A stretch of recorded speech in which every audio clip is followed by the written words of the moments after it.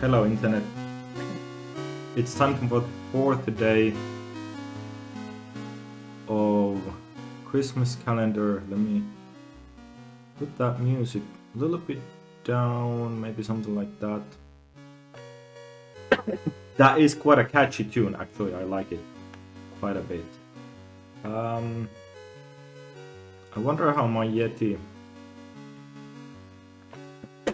Haven't yet quite learned how this clipping thing on OBS is gonna work. Like, if it's on... If the audio goes on red, is that supposed to be bad, or... Yeah, how is that gonna work? Okay, and then turn on the monitor. Oh, and then of course I need my proxy to work.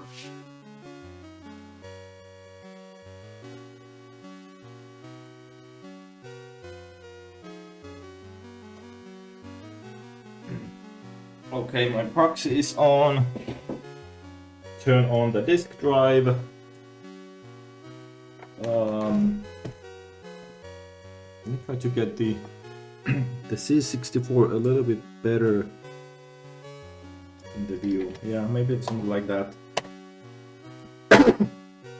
Okay. Yeah.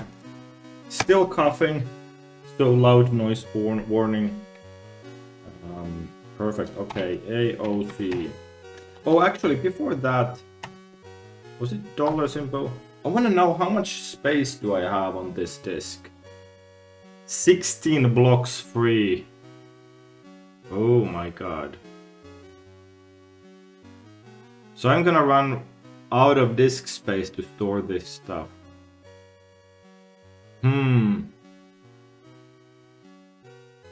So I have my receive program, I have C++64. So receive is a program that I transfer stuff from PC over to C64. Then I have C++64, that's the IDE. And then I have AOC, that's the advent of code.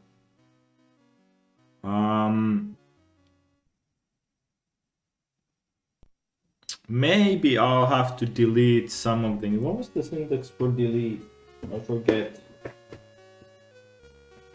It was something like pound scratch. Or I mean the command is to delete is called scratch, but I forget what is the...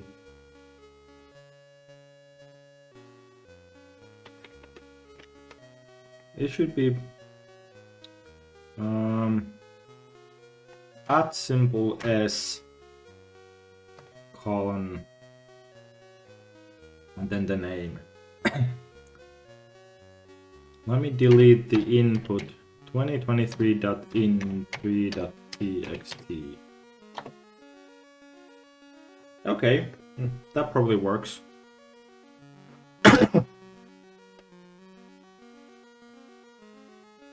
Do I want to delete also this?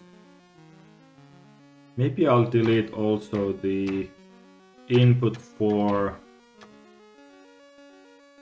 day 2 into .txt.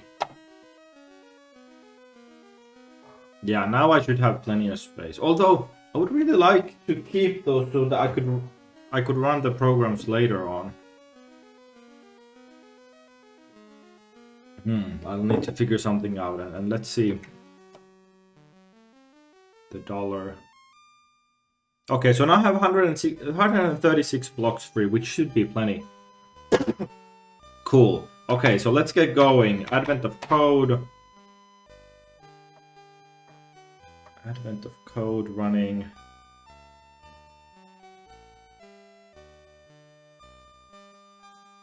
And what do we have here? We skipped a couple of lines. There is some kind of... I don't know what this is. Is this some kind of cloud? Or a lake or a mountain? we went up the mountain in a gondola. So maybe that's the base of the gondola and that's where we go up here. Okay.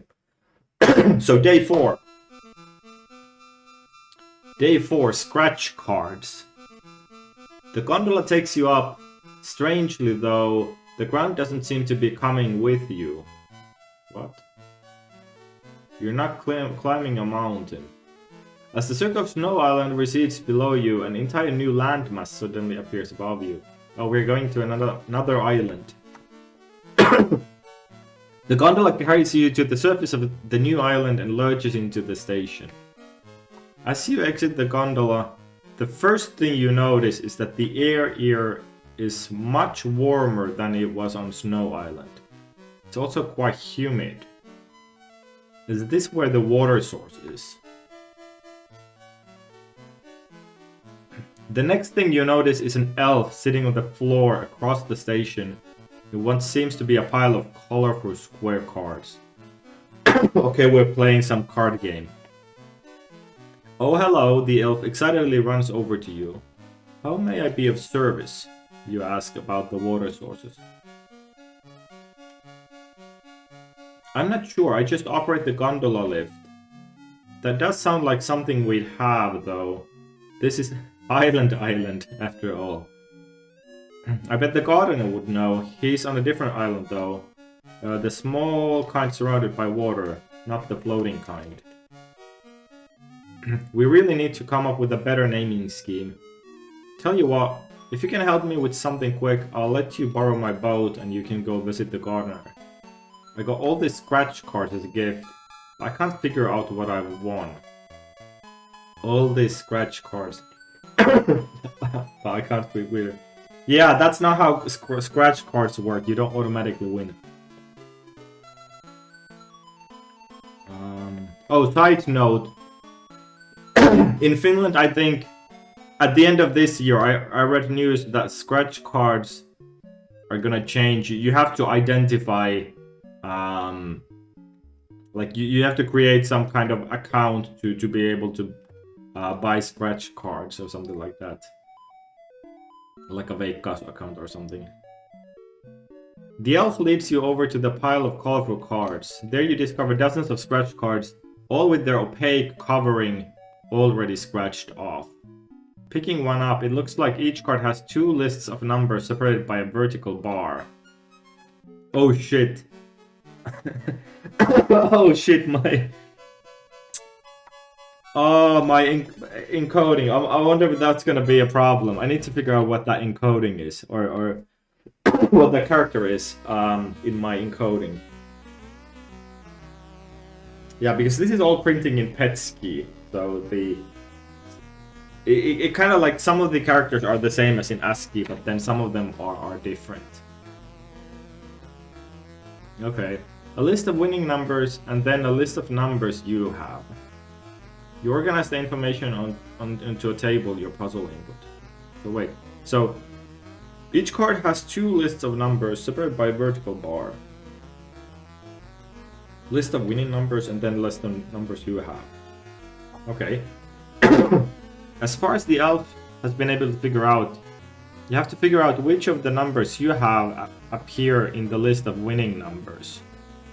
The first match makes a card worth 1 point, and each match after this, the first doubles the point value of that card. For example. Okay. Oh, are we matching? Okay, we're matching. Yeah. In the above example, card 1 has 5 winning numbers. 41, 48, 83, 86, and 17. Yep. And 8 numbers you have. 83, 86, yeah.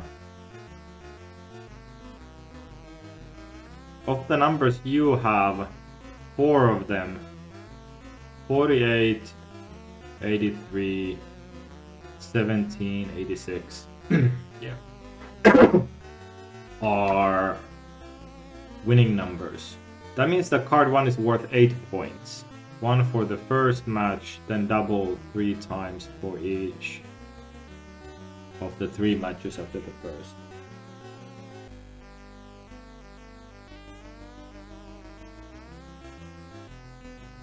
Okay.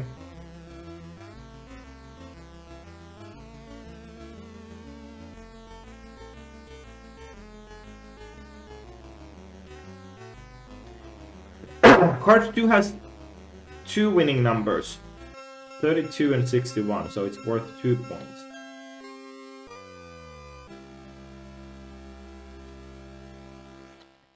Card 3 has 2 winning numbers, yeah. So in this example, Alp's pile of scratch cards is worth 13 points. Oh, where's the money? We want money, no points. Take a seat in large pile of colorful cards. How many points are they worth total? Okay. So this should be super easy. Modulo any bugs in my C runtime, that is.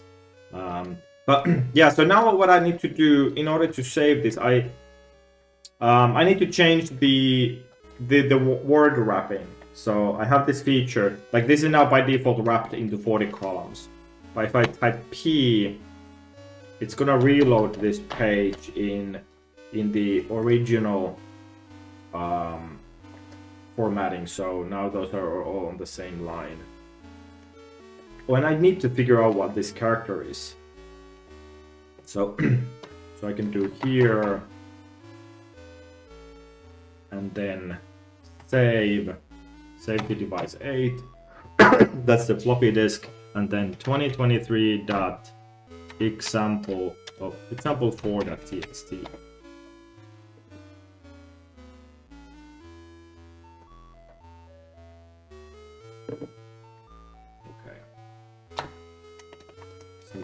That's that, and then the puzzle input. I'll press Shift E. Very intuitive, yeah. Save to device 8. Then I'm gonna do 2023.input4.txt.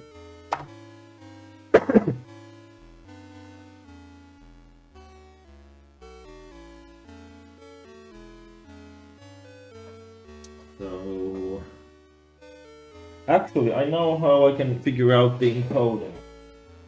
I have this book called Commodore 64 Programmer's Reference Guide.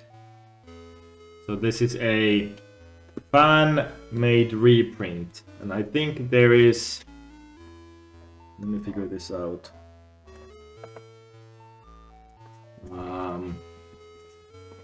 There should be a PETSCII table in here somewhere. It's in the appendix.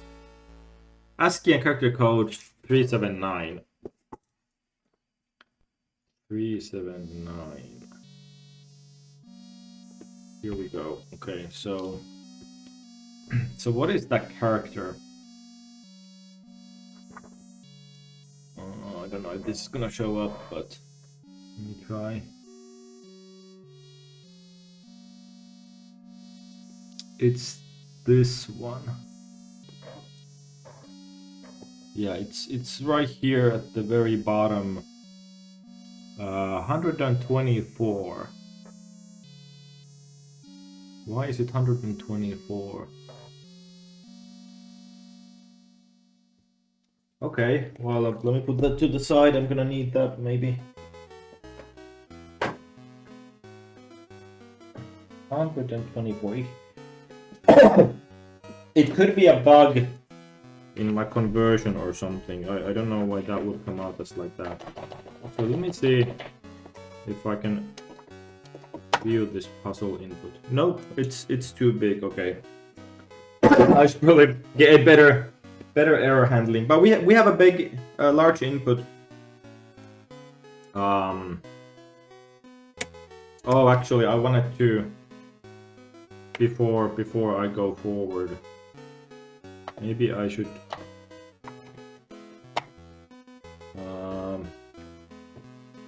Oh, do this back. Yeah, maybe I should figure out from the example. Oh crap! Always forget. Yeah, I need to fix this one.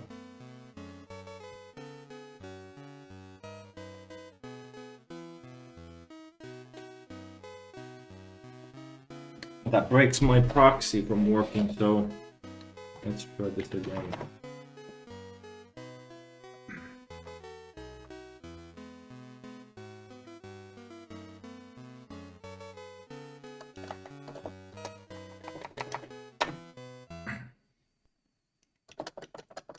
So here,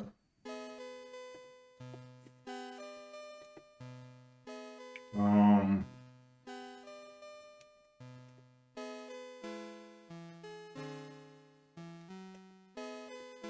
what was the total value for the example?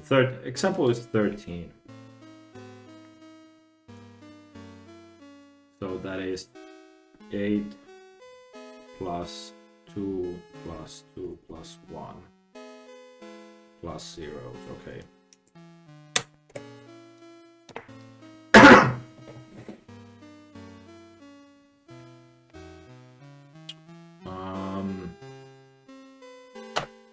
Okay, reset with cartridge. Cool, and then let's load up C++64. Holy moly, what am I looking at? Hey Armand Lex, how are you doing? Hope you're having a nice start of the week.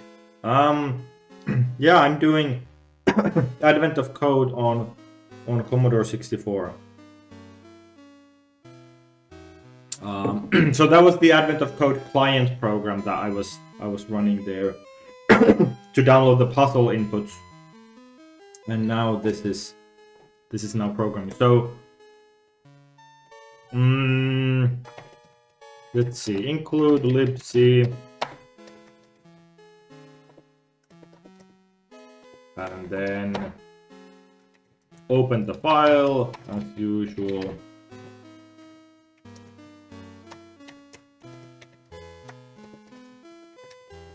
Reading.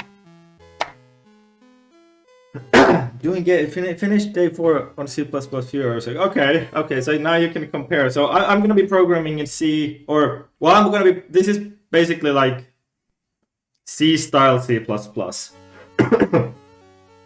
So you can compare if you have similar solution than mine. Okay, and then we're calculating the sum of those or let's use the same word, point, as the example input was, and then while no, I actually forget. Was it like, well, f scan f, it was like card %d. I should have probably written that down. Card %d.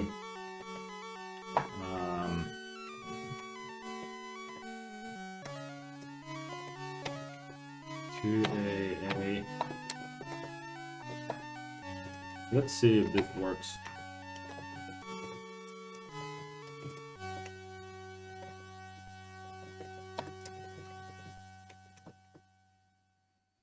Okay, and let's save 2023.4a.cpp.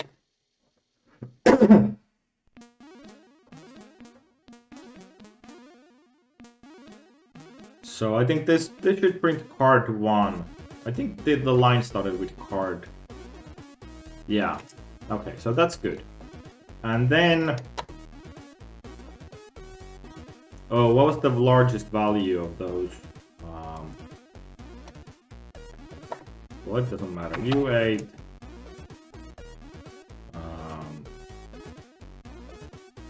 Numbers. Let's say there are, I don't know, 24. Doesn't matter. Well, that's pretty big. While f scan f %d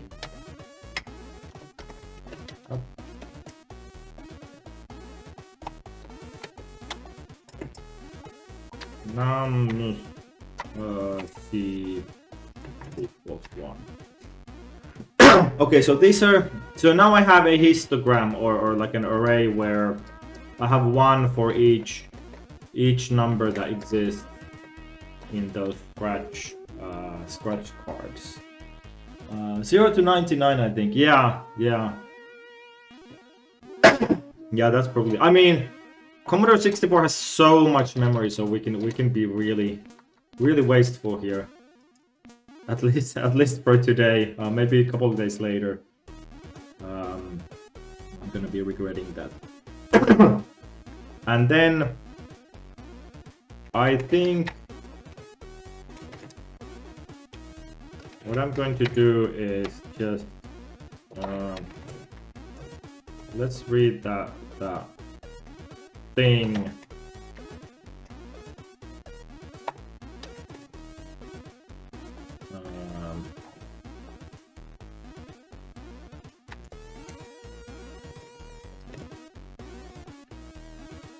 I wanna do print that character. I wanna know what that character was.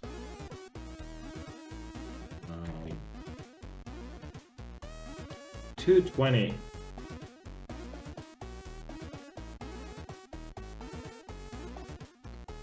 Okay, so my ASCII to PETSCII conversion function converts the pipe character to have value 220. That's interesting. Okay, well, whatever. That's fine. And then while fscan f %d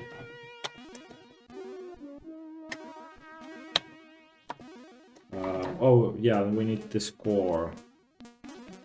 U32, is it? Score equals 0.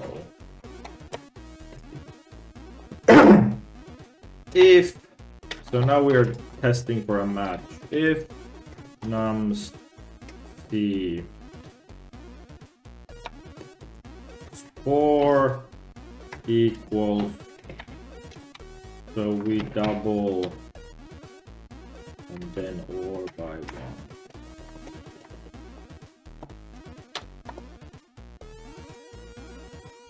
Score equals 4 plus 1 should divide by 1. Is that right? 4.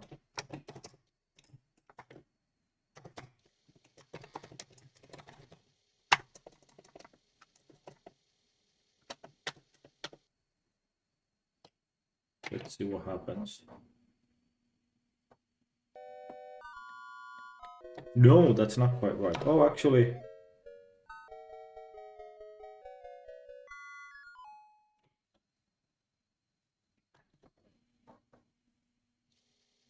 Eight, 4, 4, 4.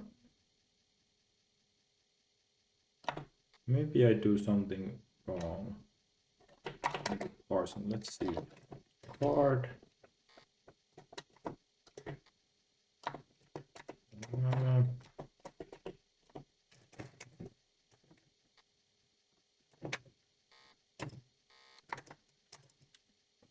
Let's see. 0 to 99 are the values of the scratch cards that I have on them, and my input had 210 cards total. Yeah. Yeah, I think this might fit total in. Oh, my bug was, of course, I don't my crap. Of course, it's a new card every time. So what am I doing? Yeah, so let's. Okay.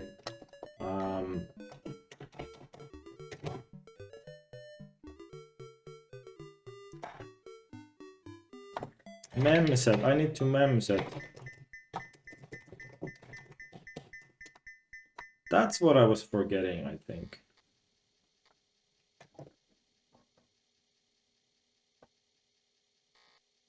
Yeah, now it's right. Okay. And then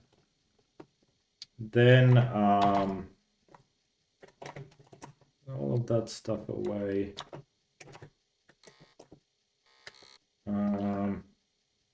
Points plus equals score. Think f score equals points. Let me save this.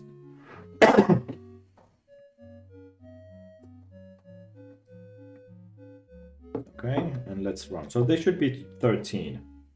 Score 0. What did I do? What did I do wrong? What?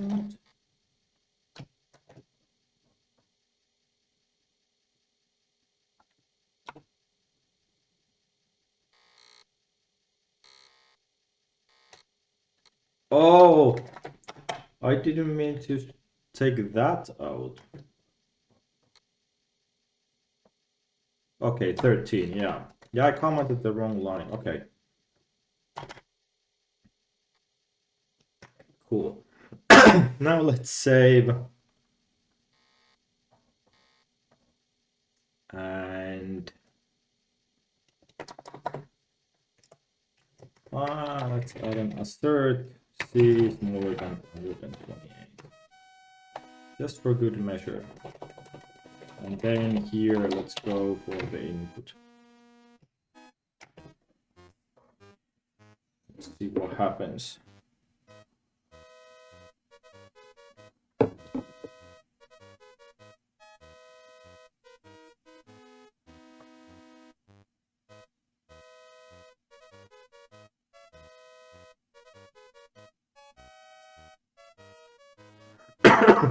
Or maybe I would have wanted to keep that print there in between to see the score.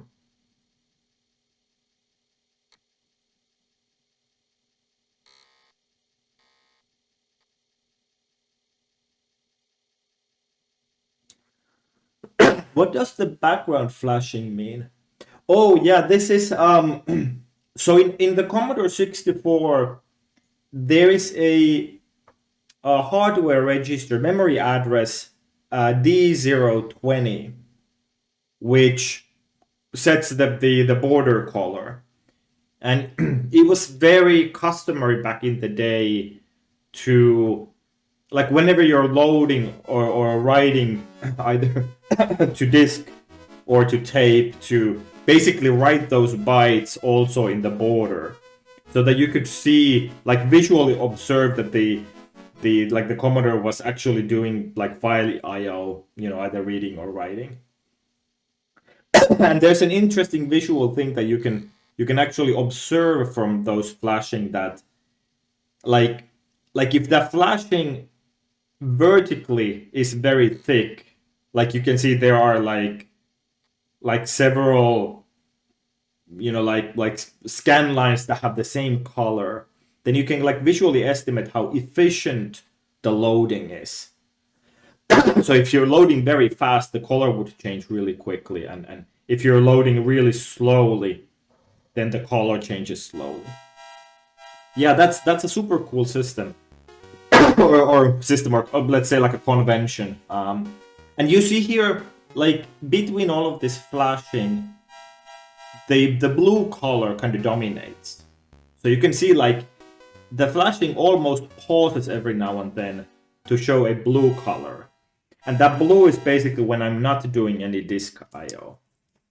Okay, so 26426. 26426. Cool. Yeah, so save to disk. Okay. And let's give it a go. AOC. Have you done previous years of AOC? Last year was the first time that I did it. Yeah, last year I was doing it on the first PC that I had on the 386 SX, a Micro branded PC. 26426. That is the right answer. Super nice. Okay, so that was pretty much first time. I really like how I'm getting faster every day. Like there were some, I think, growing pains in the earlier days, but that's pretty cool. Okay, part 2. Just as you're about to report your findings to the elf, one of you realizes that the rules have actually been printed on the back of every card this whole time. Yeah, the rules always change on you. You haven't gone back to previous years, right? No, I haven't done the ones before 2022. Just the last year. Actually, let me show you. So here I can browse the previous year. So here's the previous years. So I did all the puzzles on last year. This client for some reason doesn't show the stars on 25th. But then on the previous years, I did solve a couple of those when I was testing out this setup. So I have like a couple of few ones that I dabbled together. Yeah, I think this was just for testing, but I haven't really like looked into these other puzzles for the earlier days. But yeah, last year I did this in full with the 386 Micro PC. Cool. Okay, let's see what this says. You haven't done day 6 of 2020, so cool time to get London fished. Oh, that was a hard one? Or a fun one? Okay, so my favorite day, and this part 2 smooth to download. Oh, okay, cool. Let's see what happens. Okay, so the rules have changed. There's no such thing as points. Instead, scratch cards only cause you to win more scratch cards equal to the number of winning numbers you have. Specifically, you win copies of the scratch cards below the winning card equal to the number of matches. So if card 10 were to have 5 matching numbers, you would win 1 copy each of cards 11, 12 until 15. Copies of scratch cards are scored like normal scratch cards and have the same card number as the card they copied.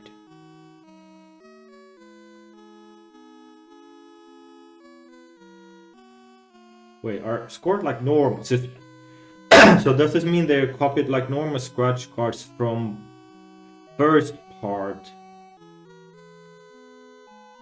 Okay, well, let's see. So if you win a copy of a card 10 and it has 5 matching numbers, it would then win a copy of the same card that the original card 10 won, cards 11 and 15.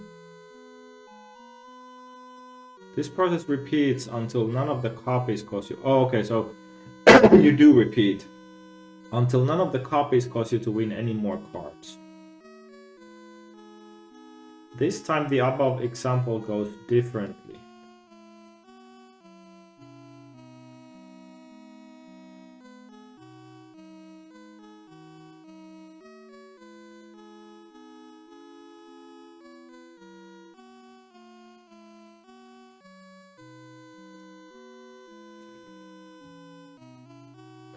Okay.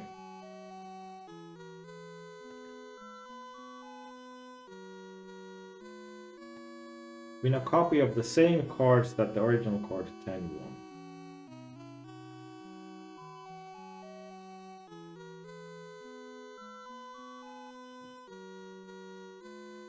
Oh, okay, so I would have then 2 cards number 11. 2, okay, so, okay.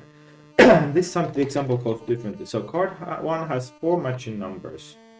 So you win a 1 copy of each of the next 4 cards. 2p. Your original card 2 has 2 matching numbers.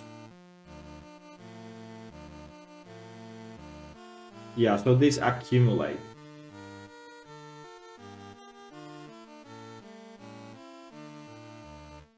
Okay, so these accumulate. I see. Okay. So your original card has 2 matching numbers. Your 4 instances of card 3.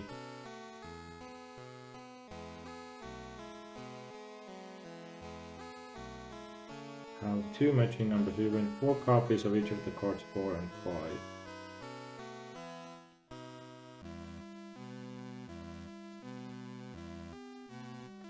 Okay. Once all of the originals and copies have been processed, you end up with 1 instead of card 1, 2 instead of card 1, 4 instead of card 3.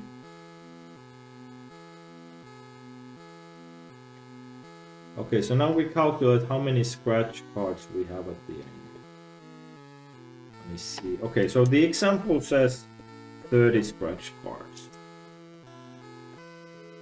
And we have at the end, we have 1 instance of card 1, 2 instances of card 2, 4 instances, 8, 14, and 1. Okay. Okay, let's give this a go.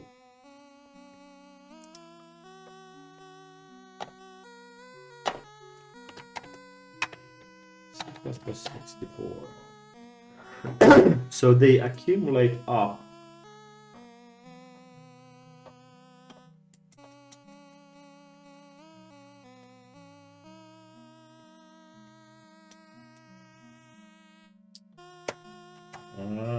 Okay. 123.4a.cpp.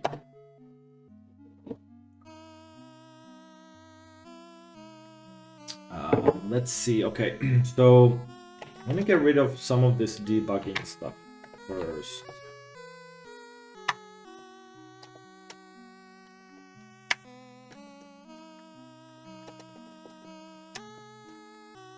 And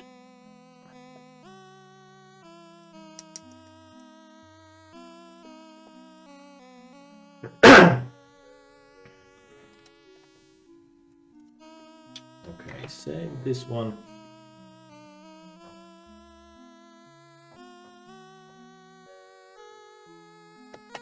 So I need to track how many copies of each cards I have.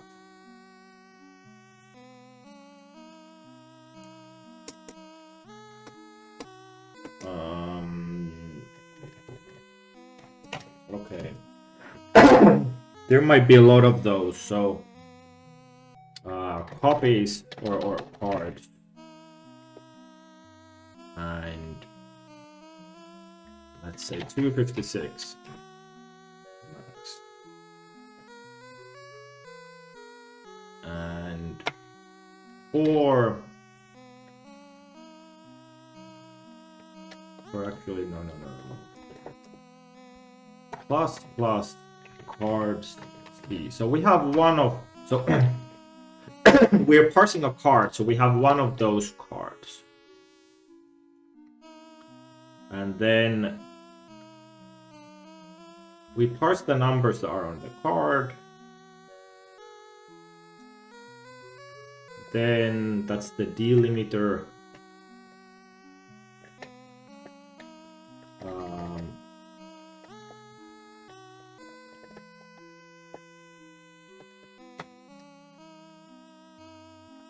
Then we oh no score. No, actually, yeah. Score. So score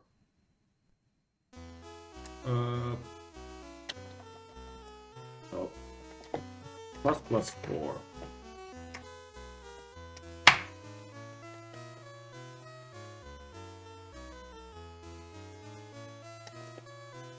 This one also goes away. And so that's how many, let's say, matches. That's how many cards match.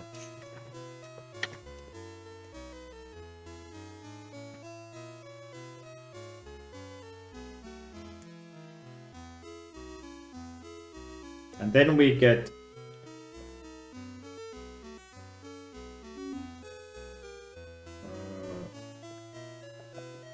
I need another one.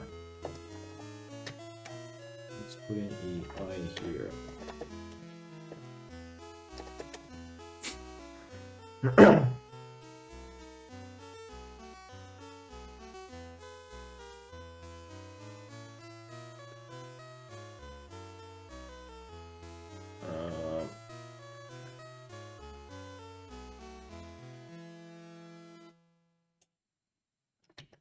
While matches minus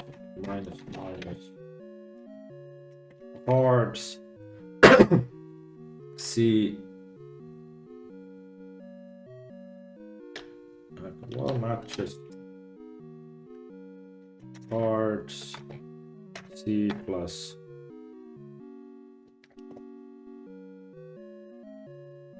minus matches. Oh, this looks very tight. Plus equals cards C. So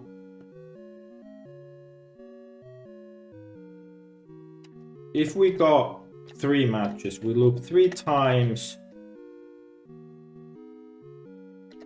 No, matches minus. And we get as many of those cards that we had of the current card. Yeah, that sounds good to me. And then U32 4 equals 0. 4 int I equals 0. I smaller than, how much did I do? 256. Well, actually I could do smaller equal, well, okay, 256 plus I. 4 plus equals cards I.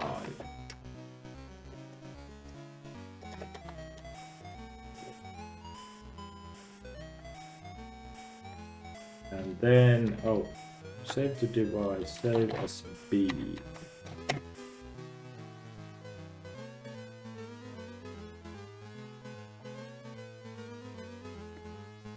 So what does this say?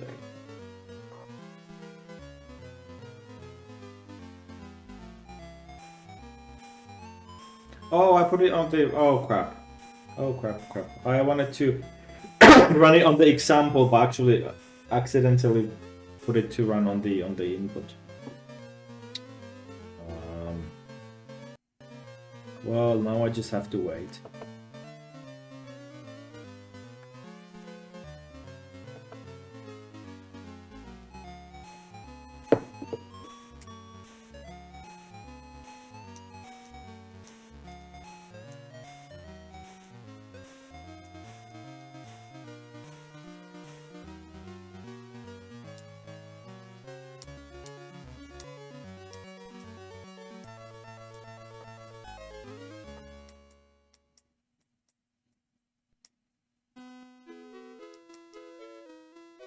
I guess you'd be able to spot an infinite loop by the background. Yeah, I mean, unless the infinite loop actually did disk IO. But if it, yeah, if I run into like end of file, then it's gonna start blinking this drive light, and that would show me that. So I do know that it must be actually like progressing.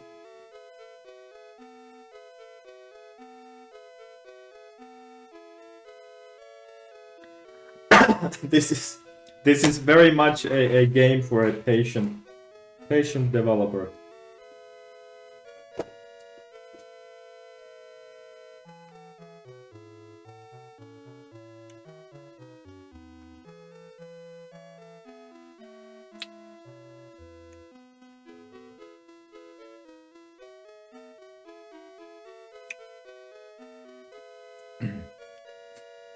What if you go outside the array and start doing silly stuff out there? Oh, it's not gonna care. Like it's memory as usual. So it's just gonna calculate whatever stuff.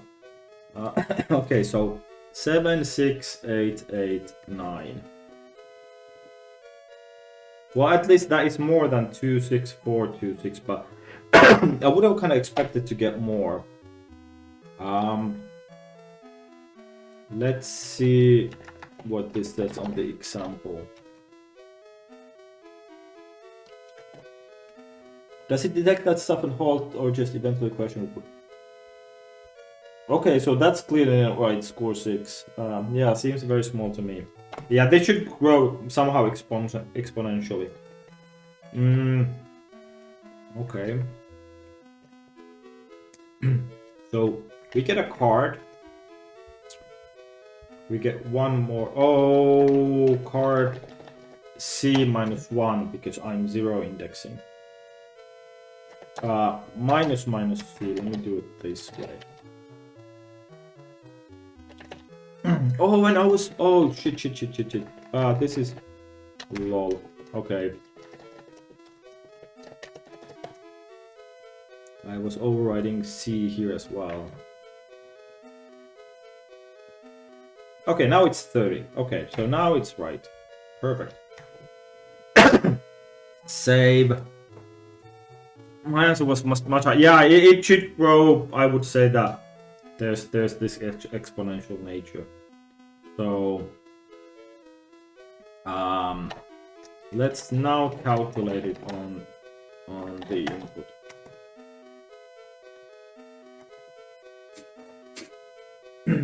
But you found that trick. A naive approach would be loop through each card copy, and that would take for. Yeah, exactly. Like if there's this kind of exponential nature, then you would be doing a lot of stuff. Like it's better to just calculate how many copies of a card you have, and it's I'm glad that this, like I didn't have to change the program structure. That I can still do like a one pass stream through the input to data. I think as long as these early days of advent of code are like that I can just do one pass of the input to data, then I can solve these on Commodore 64. But as soon as like things get into this kind of like pathfinding or combinatorial storages, that was like day 16, 17 last year, something like that. Day 10 was already maybe pathfinding. Then yeah, it could be like this C64 is gonna take hours to run. Do you mind me spoiling the Lanternfish Day 6 of 2021? Yeah, go ahead. I don't think I'll necessarily go back to the earlier ones. So that was a similar one over to this.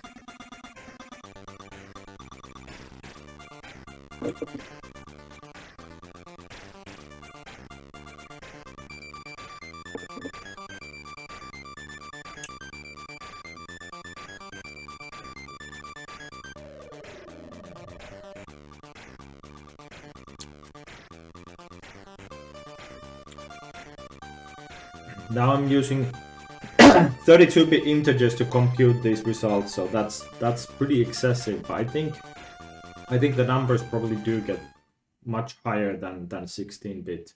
Or I mean, yeah, they did get much higher than that already.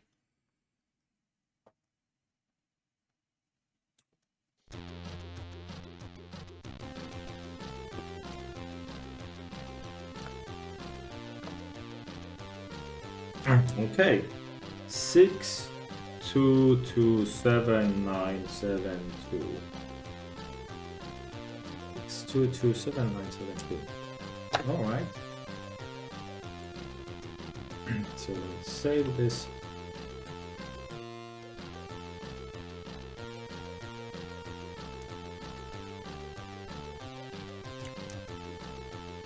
And let's see if I get it right.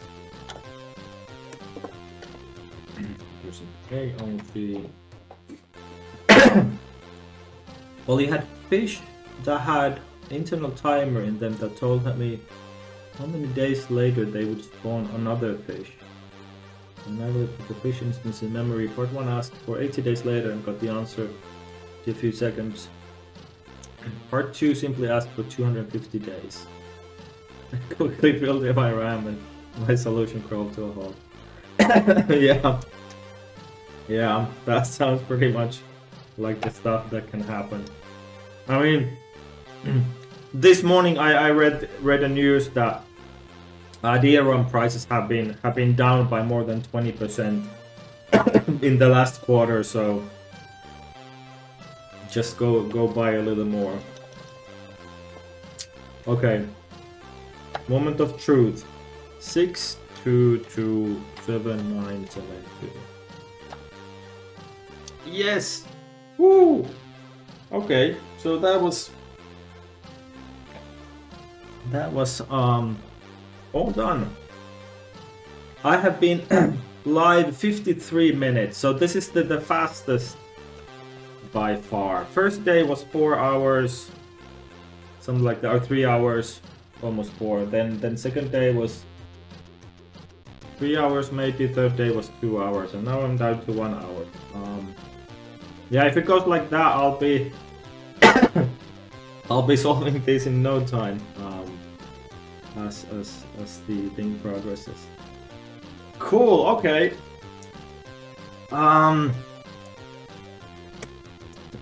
Something that I've been doing every day after I get the solution done is that I wanted to clean up the code a little bit to make it fit on the C++ or the 40 by 25 display. Nailed it today. Yeah, thanks. I mean, sometimes it works out, and then sometimes you get like stuck in the weirdest things.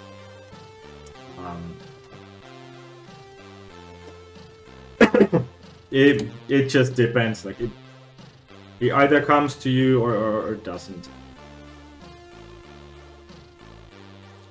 So, okay, so this assert can go.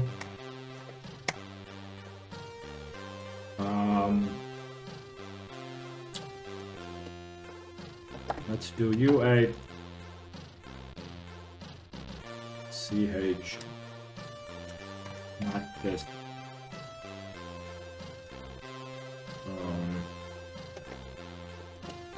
this one can go here.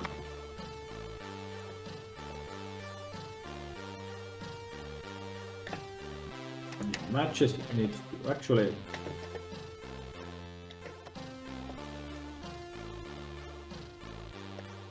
let me do it like this. Wait, CH matches equal 0. These ones can go. I'm curious if I can fit this on in one screen. I'd still be doing day 1 right now if I didn't have the debug feature to fix all brain farts. I put all my code. Yeah, it's a slow process always to get this stuff right. Depending on how it tends to turn out.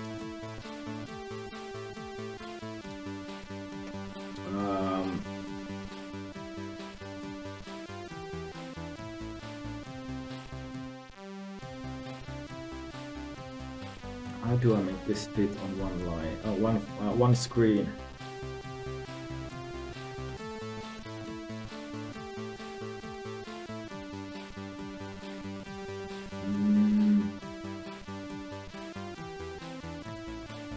Actually, is this?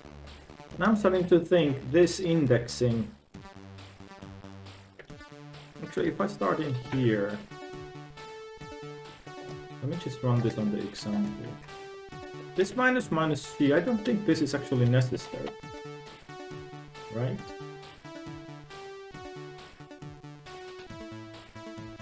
Yeah, no, that is not necessary. So that one can go.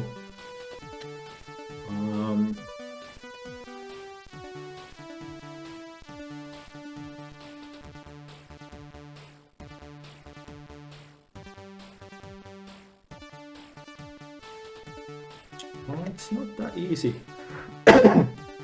How many lines am I? Okay, well let's do this.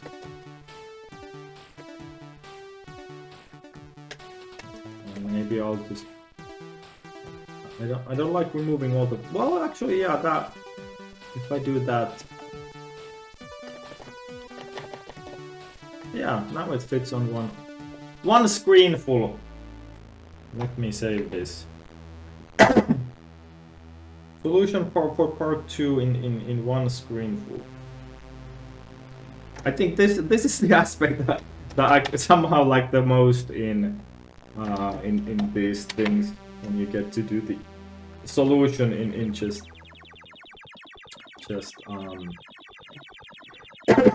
one screen full, because I want to take a screenshot of or a capture of this. Where's my camera?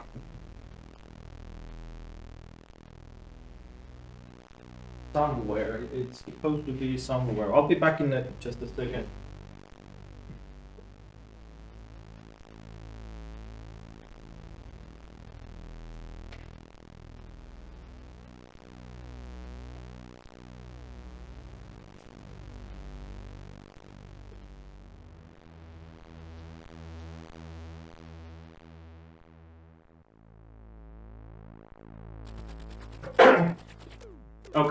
Okay. Yeah, I need this for posterity.